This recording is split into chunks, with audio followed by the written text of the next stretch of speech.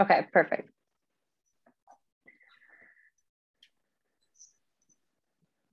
All right, well, welcome guys. We may have a few more people trickle in.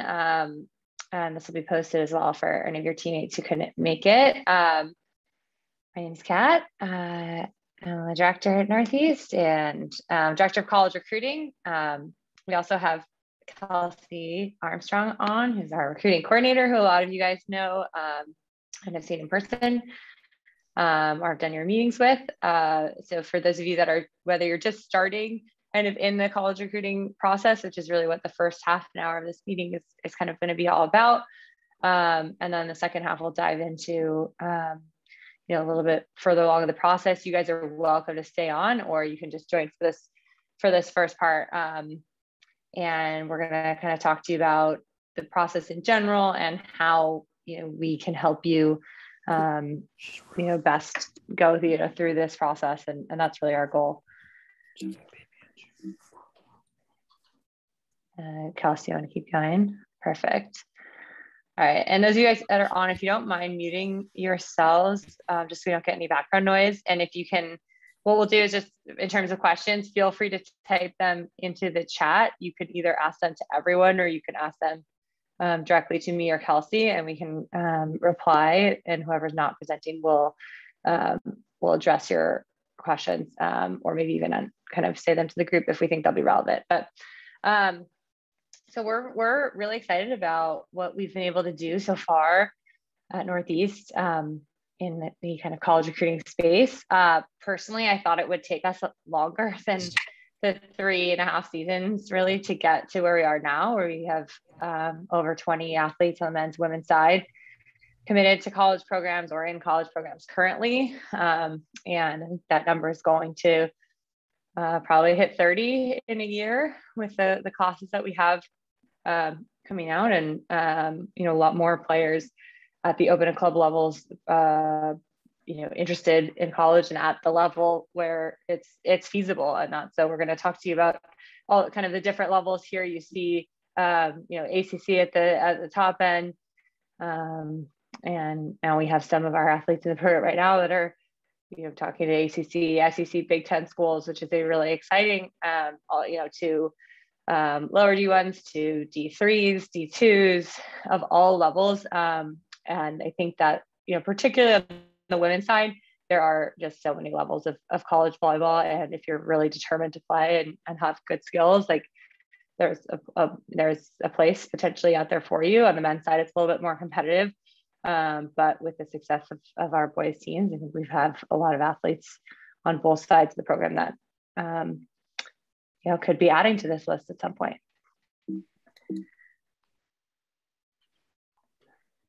Here's what we're just going to talk about. We're going to talk about the timeline, kind of the recruiting materials, which is one of the biggest questions kind of the first question is, hey, where do I start? When do I start? And what do I need?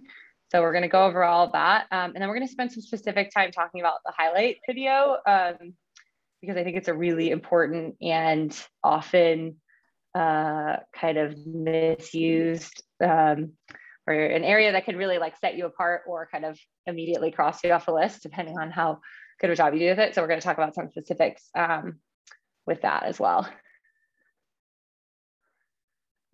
This is just an overview of kind of our team. So we pretty early on realized we wanted to provide some resources. I think this is something that's a little bit different than how other clubs handle this. You know, in volleyball, recruiting happens almost exclusively through club, not through high school, which is different than some other sports like football and things like that, where people are getting recruited out of their high school seasons. And we know it's a really confusing and complicated process, and we wanted to be able to, number one, like guide you guys through it and provide some resources to help you go on a path so it's not as overwhelming. And then also like be able to use like the connections that Kelsey I have and that other coaches have to colleges and the relationships that we're building with colleges all over the country to be able to help you know, get our athletes exposure and eventually hopefully placement. So these are some of the ways that people kind of use us through the process, you know, booking virtual meetings, which anyone can do through our website that's linked right there. We provide like quick feedback on videos or emails that you can email or text us even, hey, here's my latest video, or here's a draft. What do you think? A lot of people who are in the recruiting process already use us that way. And I think it's a really nice way to just have another set of eyes on things and have someone looking at your video who really will look at it from a coach's perspective. Although your parents can help you with that as well. Providing some education like these webinars and updates on our Instagram and things like that about NCAA rules, and then the exposure to college coaches and sports recruits is something we'll talk about a little bit later as well. All right, here's kind of our philosophy. So the key words here, I think, is that we're trying to guide athletes through the process and through this journey, using our expertise and feedback, and making it a really hopefully positive experience. It can be really, like you said, overwhelming. It can be filled with rejection and things like that. So we want to make it as positive as possible for you guys. Some athletes really kind of work with us throughout the recruiting process pretty closely, and other athletes that we've had that have committed maybe have one meeting with us to text us a couple of questions and then take it and run with it, and we may not hear from them until they're getting ready to make their decision. And either way is okay. Like, you can use us as much or as little as you want. It depends on kind of maybe how much you know about the process and how independent you are and all of that. So that there's not necessarily a specific way that you have to utilize us, but we are here and we can meet with you often, or you can kind of take our guidance and our resources and totally just run the process. The one thing that is a non-negotiable for us, that's really important, is that you as the athletes, and I'm definitely speaking to the athletes here, not the parents, you as athletes need to own your recruiting process.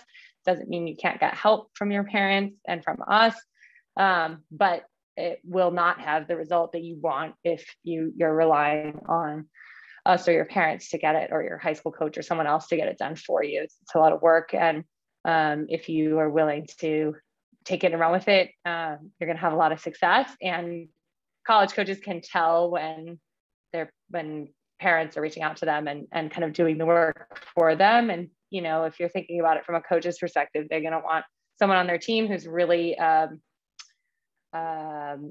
interested in their program and really serious about playing in college. And they want that from the athletes, not the parents. So parents, there's a lot of things you could do to support, but that's my number one message kind of here for you guys on this slide. All right, just a couple numbers. So about 6% of high school volleyball players will go on to play in college. Only about 1% going to play at a Division I school. So this number's not meant to scare you, but it's just something to keep in mind in terms of the level of competition out there in the rest of the country. And this shows like the different levels that you can play. So, a lot of people know about D1, D2, D3. NAIA, JUCO, and other two-year schools are less kind of well-known in terms of the college recruiting process, but there are a lot of opportunities and in some cases there's a really high level of volleyball going on at those top schools. So you can see kind of the number of athletes that are out there, the number of teams that are available on the women's side. On the men's side, it's much smaller, obviously. All right, I'm gonna kick it over to Kelsey. All righty. Hi, everyone. I'm gonna walk us through the recruiting timeline and all of your recruiting materials.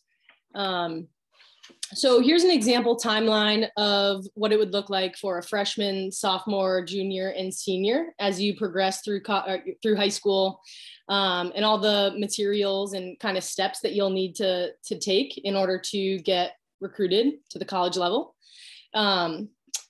It's important to note that everybody starts this process at a different spot. We see athletes coming in their junior year, just beginning the process. We see a lot of sophomores typically kind of starting in that sophomore year. And that's okay, right? It's just going to be based on how quickly you're going to have to move through this process and kind of expedite this process. A lot of Division I and Division II schools will move along the process earlier on in your high school years. So for Division I and II, they're going to be making college decisions at the end of sophomore year, early junior year, whereas Division III schools are going to be making offers late into your junior year or even fall of your senior year. So depending on what your goal is and what division you want to play at also kind of determines what your timeline will look like. So first things first, you're going to need to create a recruiting email. This is definitely mandatory. All of your communications should go through this email. It should be super clean. It'll include your name, your high school graduation year. Sometimes athletes will also include their position or maybe their jersey number.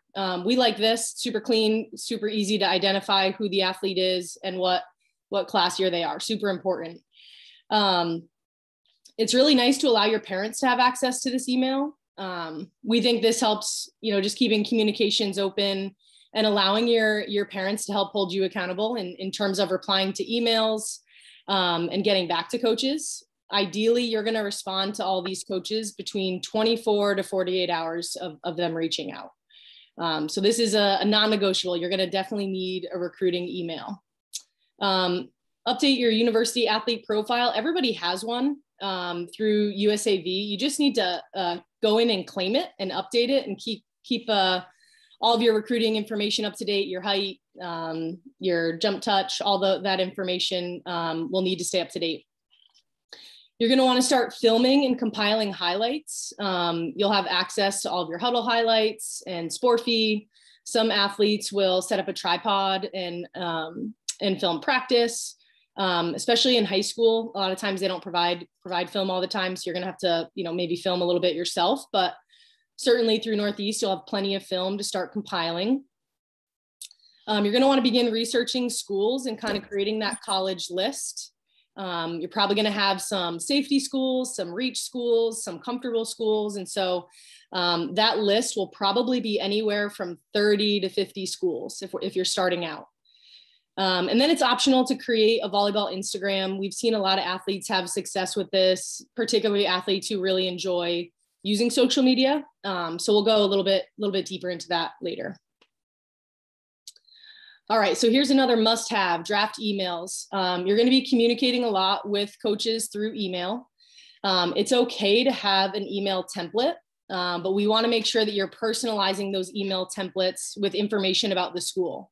So a coach isn't going to want to see just kind of that general email that you're sending out to all 50 schools. They're going to want to see that you are addressing them by their name. You might include information about the school, maybe a major that they offer that you're interested in. If it's during their season, you might want to highlight a recent game of theirs that you watched or wish them luck at an upcoming game, but you're going to want to personalize it. You're going to want to be professional and certainly proofread it. Kat and I certainly read a lot of emails over before athletes are sending them out. You can definitely use your parents for this. You're going to want to show some personality, right? So these coaches get hundreds of recruiting emails a day. You're going to want to include some information about yourself, maybe something that will hook their attention, grab their attention, show your personality a little bit. And then you always want to include highlight video links in your emails. Every email must include video. This is the only way that a coach is going to be able to identify you and see if you're going to be a good fit for their program. So this is definitely a must. Kelsey, I have one thing to add on the draft emails. I think the part about kind of adding beyond the basics of like, hey, you got to have your class year and name and highlight video link. It's some must-haves. The number one piece of feedback that we give people is like, we got to add more personality. I think people feel like they need to write it like it's a formal business email or something. Maybe it's parents may have some hand in that as well. And you have to understand, like, especially if you're 15 or 16, like they know that you're a kid, and while we don't want to have it riddled with typos or errors, you can show that you have personality. You can use exclamation points or emoji or tell something funny about yourself or something like that. So I think that is really important, and you need something that's going to kind of like hook them.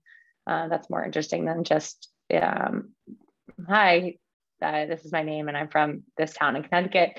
We have a template on our website that has kind of like the basic information. I'm actually thinking about taking it down because I see too many emails that are basically my template copied and pasted with a few words changed. And it's like that's kind of not the point. The point is to show an example of like, here's the information you need to include. Now make it your own. And, don't make it seem like someone else wrote it and you just did like a Mad Libs fill in the blank kind of thing. So that is probably the number one thing that we, I don't know, Kelsey, do you agree that when we see emails that we're all kind of always saying that, make it sound more like you, have a point of view, you have to sell yourself a little bit and show your personality, whatever that is. Definitely. I think too, we hear feedback from coaches that it should be a brief email, right? It shouldn't be lengthy paragraphs. It should be relatively brief so that they can kind of breeze through it, click your video, get hooked, and get some interest in you. So try to keep them pretty brief too. All right, so moving along, must have is a highlight video. A lot of times this is going to be the first time a coach is able to evaluate you. And so you can use Huddle, you can use your own film, you can use Sporfy, but you're going to cut these clips to compile all of your highlights. You're going to organize them by skill and include your jersey number and your position, your name, maybe your high school, what club you play for, all of that information. We're going to show you an example in just a second. So include all key info in your title slide. That's your name, all of that other information. Some athletes like to put their best 3 to 5 plays first, kind of like the hook in your email. Sometimes this draws the coach in and grabs their attention, and also shows a little bit of your personality too, what skills you're most proud of or what plays most excite you. So this can be a really cool thing to add in. Definitely show your best and most important skills first. So if you're a libero, you're going to want to, lead off with your serve, receiver, defense. If you're a setter, you're going to want to highlight your setting. And then kind of go in order of importance based off of your skill. The tempo of the clips should allow for easy skill evaluation. Oftentimes we see that they're too short or too long. You're going to want to show the clip of the whole play from start to finish, but no need to drag it out. No need to add any like crazy targets or crazy circles unless it's hard to identify who you are in the video. Chances are, if you are compiling those skills into the sections, they're going to be able to check out who you are and what skill you're highlighting. Make your transitions. Oh, go ahead, Kat. I was going to say, in terms of the tempo, think about one of the things that coaches are looking for is kind of like your movement. So for a setter, for example, you want to show like the pass and your movement from either defense or serve receive, to target or out of defense into going to set. You don't want to cut it too short where you just see the ball kind of going to your hands. They don't see how you got there. And same thing with hitters. We want to see like your transition or your pass to attack, how you moved in to go get ready to approach. But if it's like a long rallying transition, we don't necessarily need to see the whole 40-second rally, but we want to see that whole play of like the pass, the set, the attack. And, we don't need to see the other team play it out, come back over, but think about it from a coach's standpoint. They want to be able to evaluate quickly. If you're a setter, hey, how does she set in serve receive? How does she set in transition?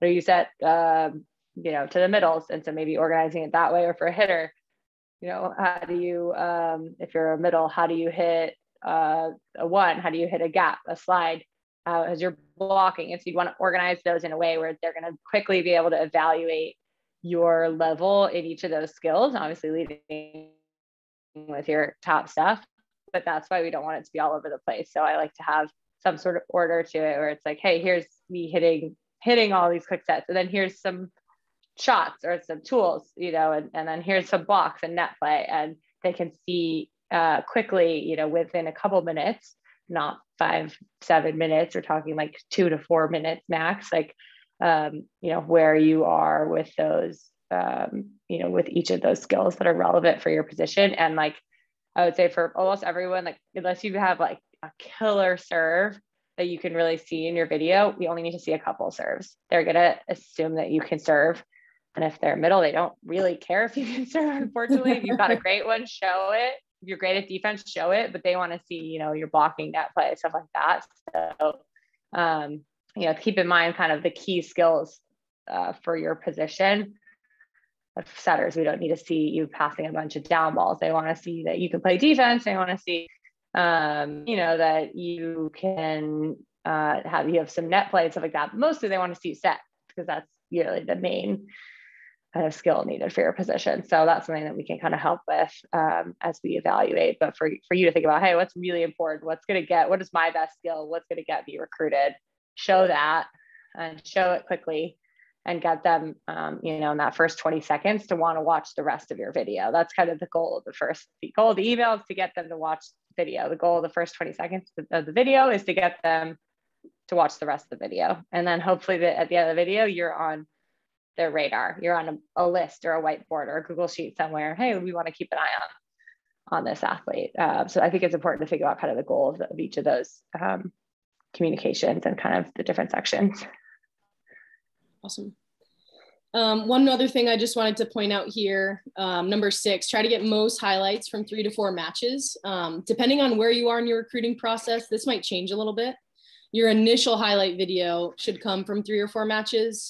Once you're kind of in the heat of your recruiting process and you're in the thick of it, you might be sending out a highlight video after a lot of your big tournaments. And so you might just do a highlight video from one tournament, and it could be even a shorter video as you're putting them out a little bit more frequently. And then obviously leave out any easy plays, free ball passes, etc. We're looking for tough plays that really highlight your skill.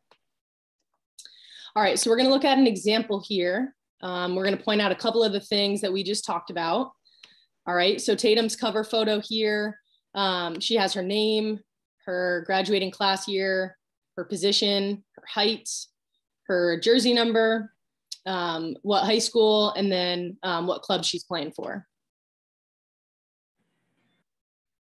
We keep going. She includes her top 5 plays. I love that she includes what timestamp her attacking begins and when her blocking begins. Like we said before, these coaches get hundreds of recruiting emails a day. This allows them to kind of click through and see what they need in order to evaluate pretty quickly, which is really smart.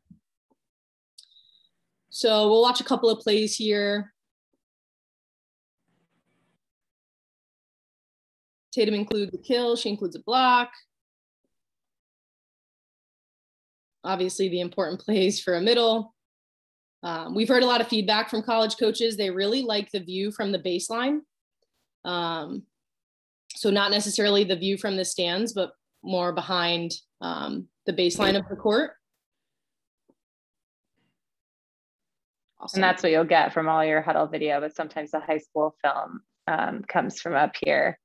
I know some athletes had like brought their own tripods or had their parents set up tripods in the back of the gym to like more of this type of view, or even better centered at the baseline, so that they can really see the height and speed at which you're attacking or setting or passing defense, all that.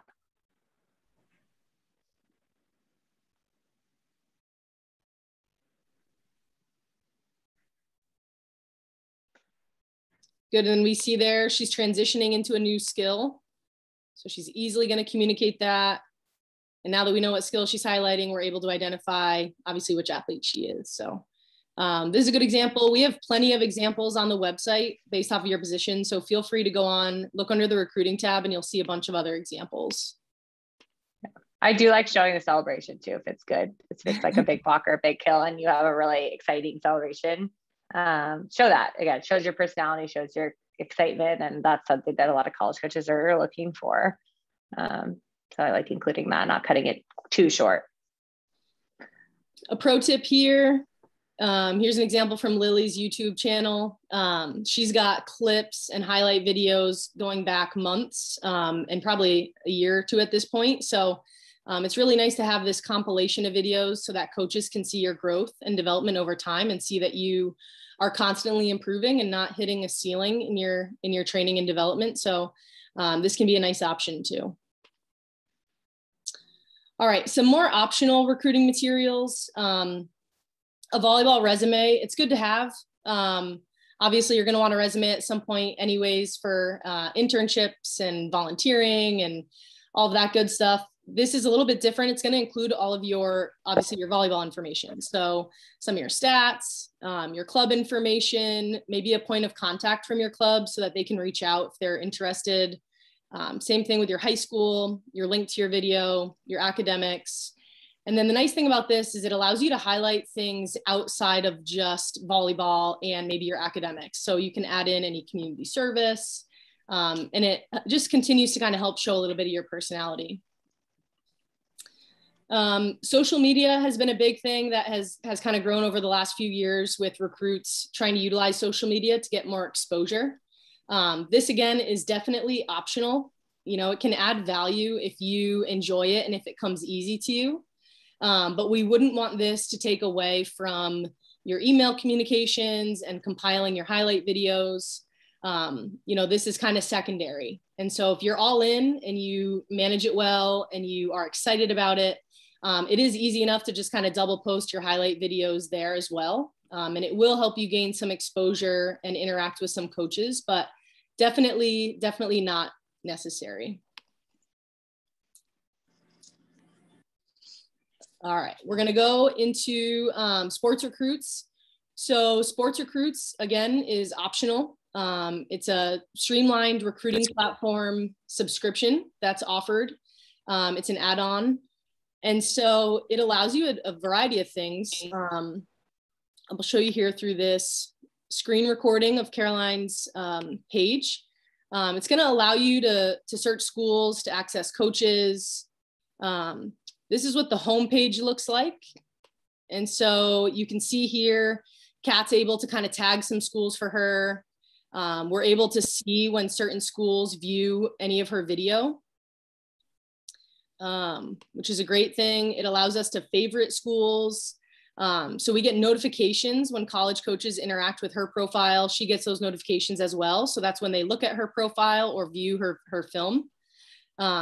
It allows you to message through the app from your personal email. So you'll link your personal email to this app, and it allows you to kind of search for certain schools. This is a huge time saver. Before this, you know, athletes were looking up the staff directory on the website and having to compile all that in an Excel and copy and pasting, and it was hard to stay organized. So all of this is here for you. You just search the school, it automatically pulls their contact information, and you can send messages through this messaging system that's showing right here.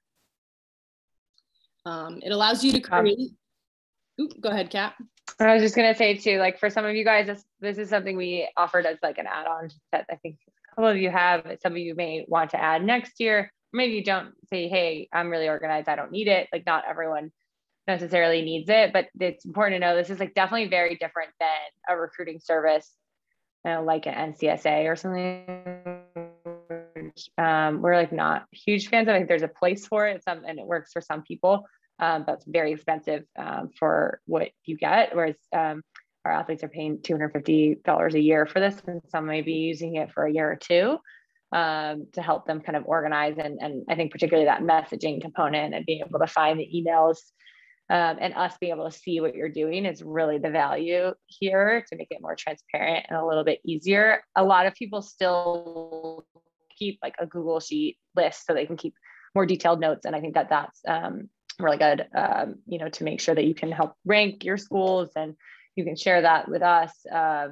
So we've seen different ways that people use it, but, you know, finding a way to be organized if it's not your strong suit, kind of forcing that to happen in this process really helps it, you know, go smoother, to make sure that you're replying to all the coaches that reach out to you and that you have some sort of kind of organization. So that's kind of the benefit of sports recruiting. If you're interested in it and you want to, you know, Kelsey, to see if it might be a good fit for you, you can always do that as a follow-up. Awesome. Alrighty. Well, that kind of wraps up part one. Feel free to stick around and stay for part two. We'll continue to transition. Kat, did you want to wrap anything up before we continue on? No, I just want to say thank you. And if you guys want to set up a meeting with us. I'll put that link in the chat right now. And I think that that's probably it for this. If you guys have more questions, type them in the chat, or you can email Kelsey after the meeting as well. Awesome. All right, so part 2, more so focusing on ramping up the process for those who maybe are already in the process. We're gonna go over communication with coaches and what that looks like before and after tournaments specifically. We're gonna go more in depth about social media and how you can utilize it as a really big tool. And we'll go into some summer camp information as well. Oh, this is neat. I'm back. All right. So some questions, some of the like common questions that we get in terms of how to communicate with coaches, we've listed here. How often? Who's, what should I say? What questions should I ask? How should I be talking to them? Email, phone call, text, things like that. And the answer is going to vary it's going to depend on where you are in the process. As we said, kind of in earlier part of the meeting, like that email is usually the first reach out, like the email with the highlight video, stuff like that. And after that, the goal is at some point to move into a more personal form of communication. And that may take, 2 emails, that may take 10 emails. You may have some back and forth. If it's a Division III, you're allowed to do that. If it's a Division I, II, it's going to be a one-way street for you all the way up until June 15th of your sophomore year, because they are not allowed to reply back to you and say, oh, we love your video, we want to recruit you. They might reply back to you and say, thank you for sending your schedule, we look forward to seeing you at a tournament, which is probably an indication of interest, or thank you for your interest and we'd love to see you at camp, which might be an indication of interest, or maybe they just want you to come to their camp. And that is, they may call us and say, hey, we really like this person's video, but they're really not allowed to recruit you until that date. So the goal pretty quickly after June 15th for those sophomores is to move into something more personal, phone calls, Skype, FaceTime, and coaches have gotten a lot more comfortable with that, and athletes too during the pandemic. And even doing, campus tours or locker room tours or something, maybe even a call with the player. That would be kind of, in terms of the progression, I'd say, emails back and forth would be the first, maybe call with the coach, maybe starting with an assistant coach, then maybe moving up to a head coach if, depending on how they divide up their responsibilities or how interested they are in you, maybe, a campus visit, whether that's in person or virtual, and then maybe moving into a more kind of personal form of communication like texting.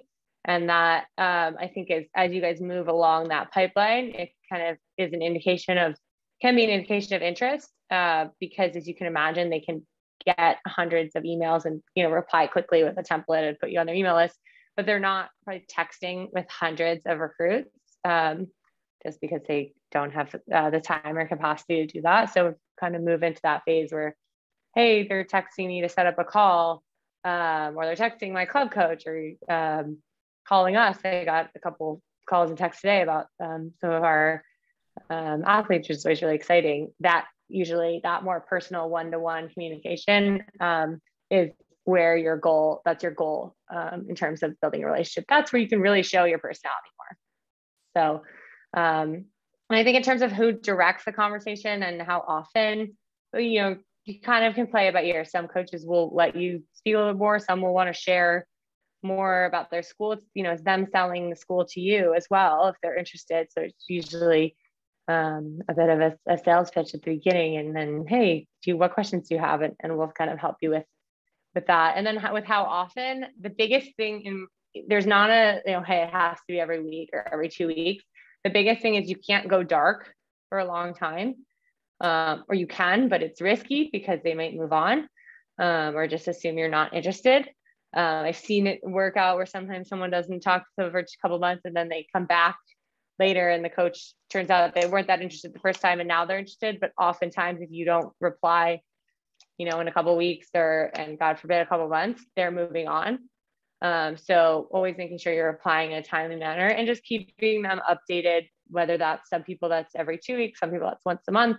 every 6 weeks. You just don't want to go a couple months without, or much more than a month without touching base with the schools, especially the schools that are at the top of your list as you start to narrow down.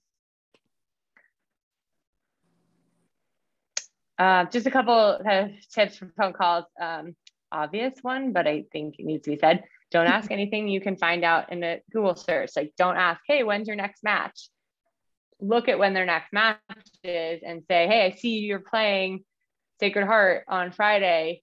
What's the team doing to prepare? Good luck, or something like that.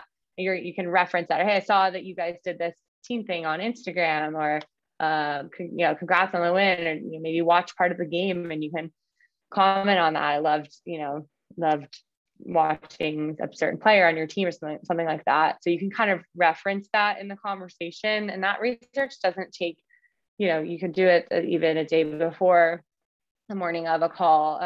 Something that might be easier to do is just sort of keep up with the schools, follow them on Instagram, just kind of check in on their website every once in a while and try to see what they're up to, so that, when they reach out, you have something to talk about.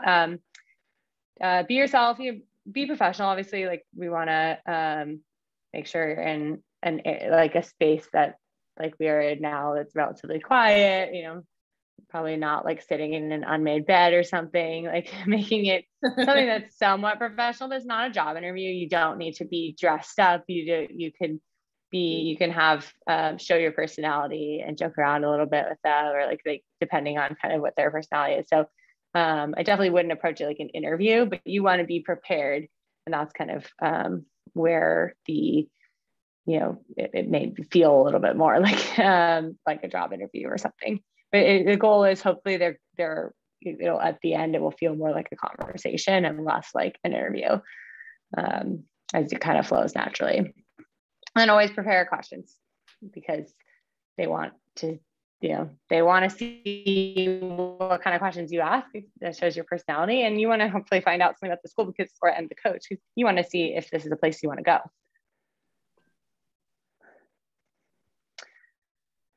Here's some questions that we put in. There's a section for kind of like logistical questions that I think are really important depending on where you are in the process. Like, if you're a setter or libero, are you recruiting my position in this class? Like, in my class, like, that's really important, especially for setters, because they often recruit every other year. And so, for example, if you were wanting to go to camp for a school, you want to ask this question ahead of time before you book your flights, pay your registration and all that. Because I remember I've talked to college coaches about this. Like, I'm always shocked about the number of setters, 2024 setters who show up to camp, and I'm not recruiting a setter in 2024. And all they need to do is ask. And I will tell them, no, I'm not recruiting a setter in 2024. And they can go spend that time and money on another camp, unless maybe it's a local thing you want to do just to get better. But if you're looking to go to get recruited, make sure they're recruiting. So that's a question that's really important. What will you guys be attending this season? That might be following up you sending your schedule. Hey, here's the tournaments I'm going to. Will you be at any of these events? As you get further along in the process, this is not one I would ask on the first call, but where you stand relative to other athletes, and that's something that we will ask as well, and often get a more frank answer than you might get. But I think it's important. It shows kind of confidence that you're willing to ask that. And you can ask about the timeline. You can ask, questions about how they kind of approach the off season, things like that. And then some more open-ended questions. I think it's always good to have one or two of these. Like, my favorite one is that if I were to ask your athletes, what is one thing they would say they love the most about your school, and one thing they wish they could change about your school? Because I think it really forces the coaches to think, and also to say something positive and then something that maybe not as positive. So you can kind of get a sense of where they want to go with their program.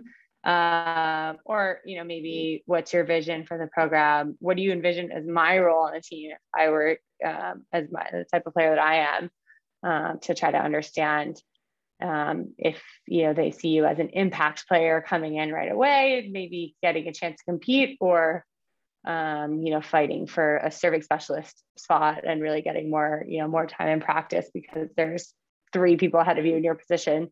that are seniors or something like that, that are really strong. So these are some of the things that I like. You can come up with your own, just try to have some that will get an answer other than yes or no. And like we said, nothing that they can Google.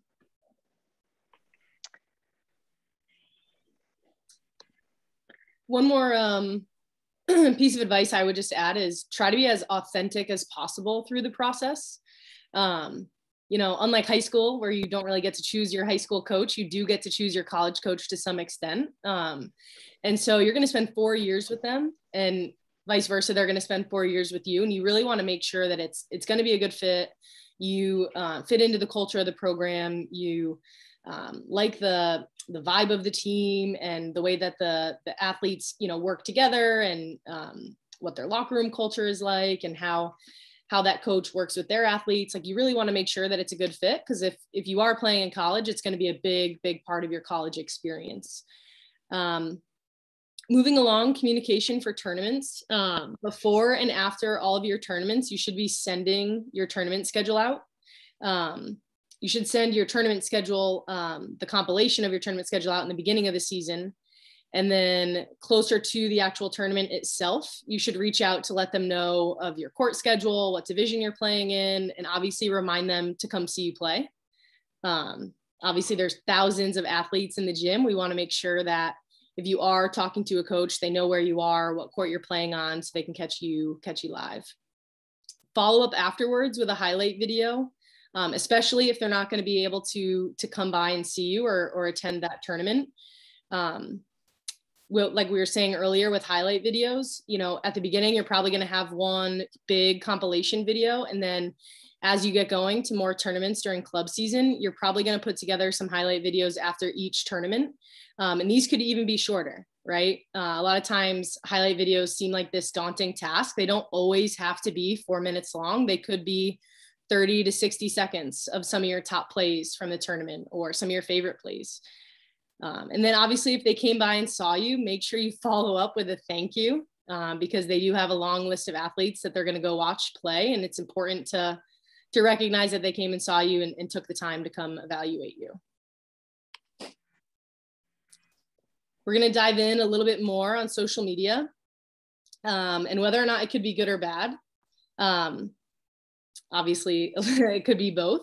You're going to want to create a separate volleyball Instagram account, and you may want to consider making your personal Instagram private. This doesn't always have to just be full of highlights. It could include other workouts, lifts, maybe some of your nutrition, meals that you're eating, different kind of ways to highlight what type of athlete you are and how you approach your training. Make it easy for people to find you and identify who you are. So fill out your bio, make sure you include what high school and what club you're playing for, and your numbers for each of those teams.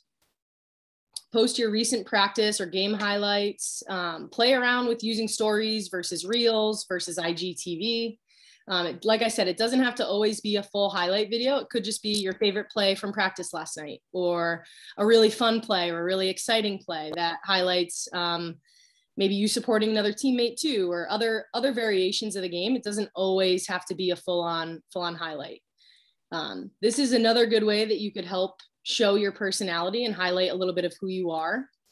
And you're going to want to follow the programs and coaches that are on your college list. So getting further into it, using it as a recruiting tool, here are some tips on how to get more exposure. Make sure you tag us or other volleyball accounts. We're always happy whenever athletes or parents tag us in content. We always repost on the story. And we've obviously accrued quite a big follower base. So we're happy to share it and hopefully get you some more views. Tag your teammates if they're in your video. Many of your teammates are probably going through the recruiting process as well. And so they have college coaches looking at their profile. And so if you guys can kind of cross over with who you're tagging, you might get a little bit more exposure. Save your stories to your highlights so that coaches can obviously go back and review, repost your posts to your stories, just more ways to kind of gain more exposure.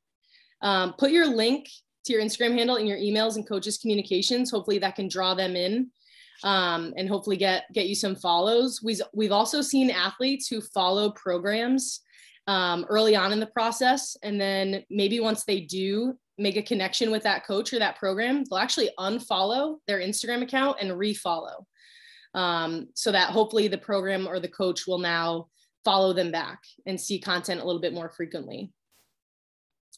Obviously, using Instagram for research, you can follow other recruits in your recruiting class and the class above you. Kat and I love to tell athletes to do this. If you're interested in a school, look up their recruiting class, look up their freshman class, and go back and look at their old recruiting videos. A lot of times this can tell you if you are looking at the right type of schools, right? You can kind of assess your skill level with where those athletes were a year or two ago. And it'll help you kind of see where you might fit in there. Check out current college players at the schools you're interested in. Check who's viewing your stories. See if any colleges or programs or coaches are viewing your stories, and those might be some schools that you might want to start reaching out to. And then make your account a creator account in settings to get a little bit more insights on some of that data. Kelsey, just going back to the Instagram stuff too, I just wanted to reiterate too, I think we said this a couple of times, this is not something you have to do. If you love like making volleyball videos and stuff like that, like, and this is something you want to use to show your personality, you can definitely do it. You don't have to.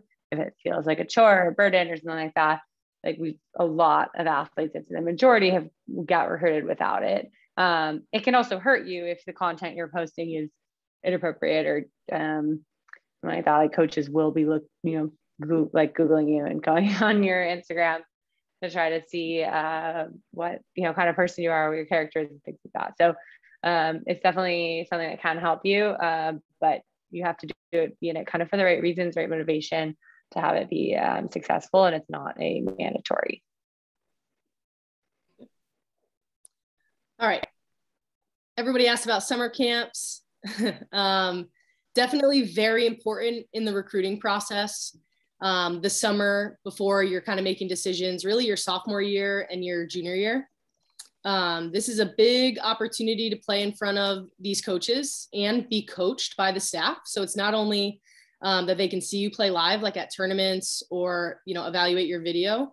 They're actually able to coach you and see how you respond, see what type of teammate and athlete you really are on the court without just seeing the highlights, right? They'll be able to see how you react after you make an error, or how you respond to feedback, or how you encourage others. And so this is a really, really good way to see if you'd be a good fit for them and if they'd be a good fit for you. Obviously, it allows you to see campus, which is a big part of making your decision.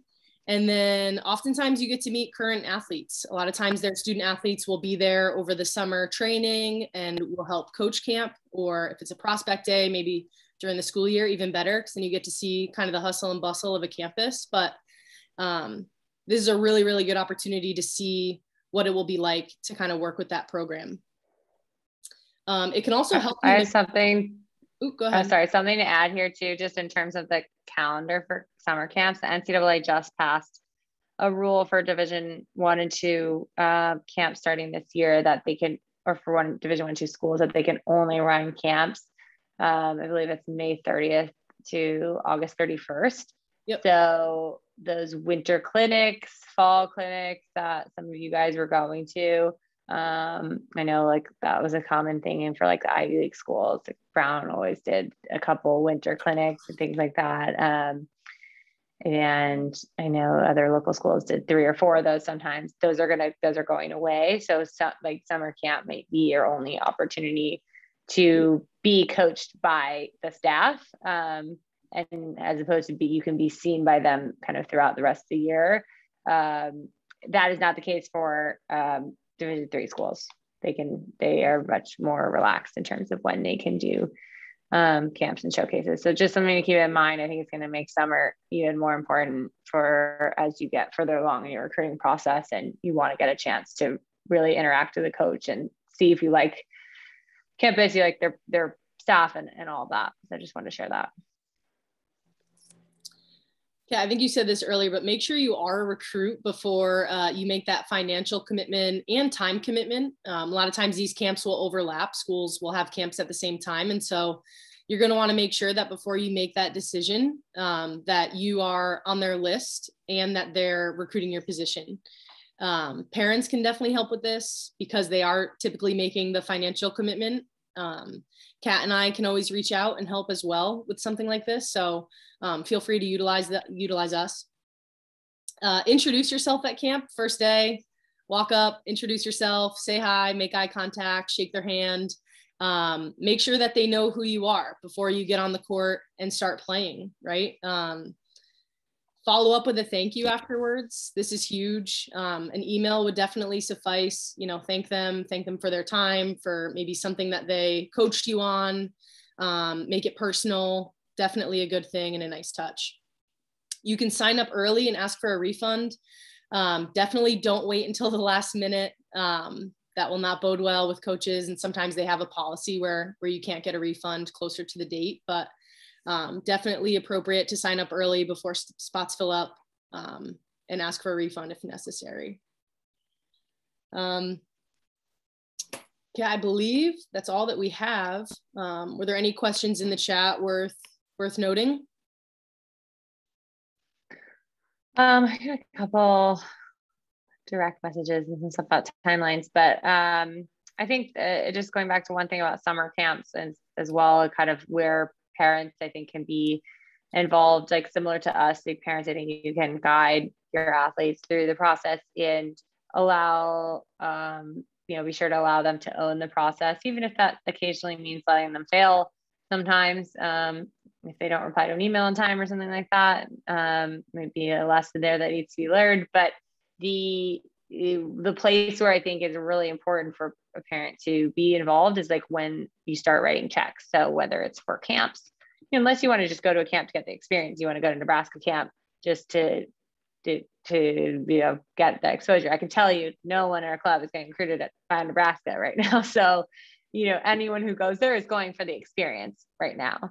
And so that is, but before you fly across country to go somewhere that you're really interested in, picking up the phone and telling the coach, hey, we're on a budget. We don't want to, we don't have unlimited funds to spend on summer camps and, want to make sure this is going to be worth, the time and expense. And my daughter's seriously being looked at like that. If your athlete doesn't feel comfortable having that conversation, that is a place where you guys can get involved. And then as you get close, like further down the road, anytime you're talking about scholarships, financial aid, things like that, I think that's an important time to get involved as well. I always recommend like a family meeting or a parent coach meeting before the decision is made to really understand, hey, what are they offering? Is my daughter or son going to be in a good situation? And things like that. But up until that point, you really want to be a kind of behind the scenes, hopefully motivator and helper and things like that. But the athletes really need to own the process and that. And a lot of our kids are doing a great job with that. So guys, keep it up. Any other questions? You guys can now, we have a few more minutes, so you can type in the chat or feel free to unmute yourself and ask if you're brave. I had a question. How can I gain more followers from coaches through Instagram accounts? I would definitely go through, if it's been a while, unfollow and then refollow. Obviously, the more that you interact with their content, the more that they're going to see your name pop up. And then including your handle with any coaches that you're communicating with in an email and asking them to follow you, direct them to your account. We've also had athletes that directly DM them through Instagram, especially if you are already communicating through email or if you've gotten a response. Some athletes are brave enough to DM through Instagram too. So that can be appropriate if they've responded and you're starting to kind of communicate through email.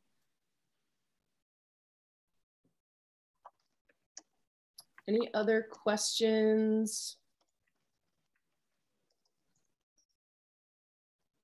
I did have a question earlier that came through in an email asking about NCAA initial eligibility And so this is what you'll hear about for Division I and Division II schools. You have to get through the NCAA clearinghouse.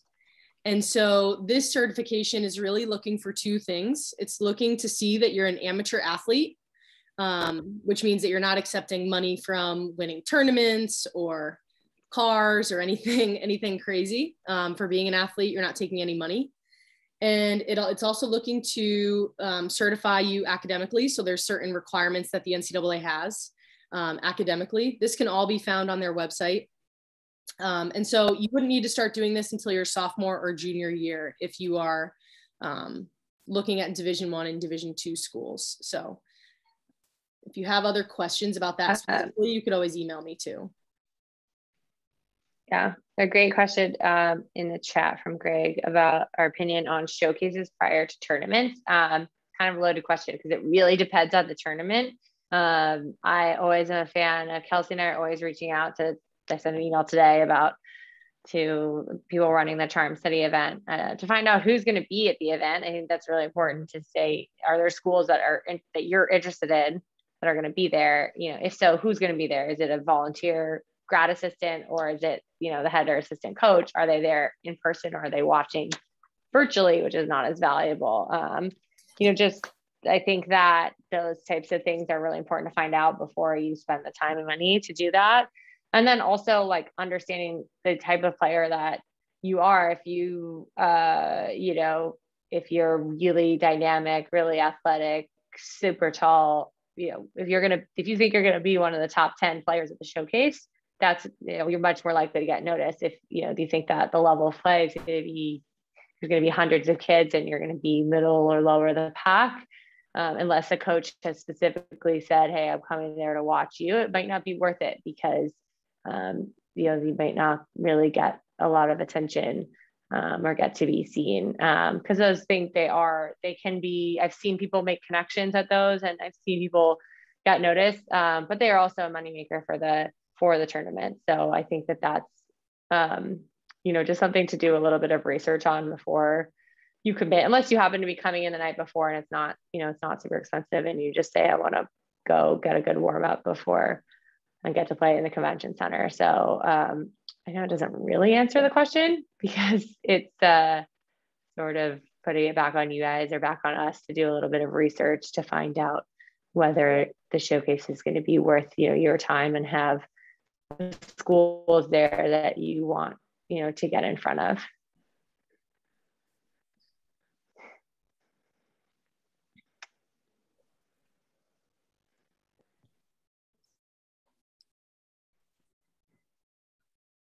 Anything else? I don't think I see anything else coming into the chat. So I think it's late and you guys can go enjoy the rest of your night. I'm going to go eat dinner. But thank you guys for joining. We really appreciate it. Thank you, everyone.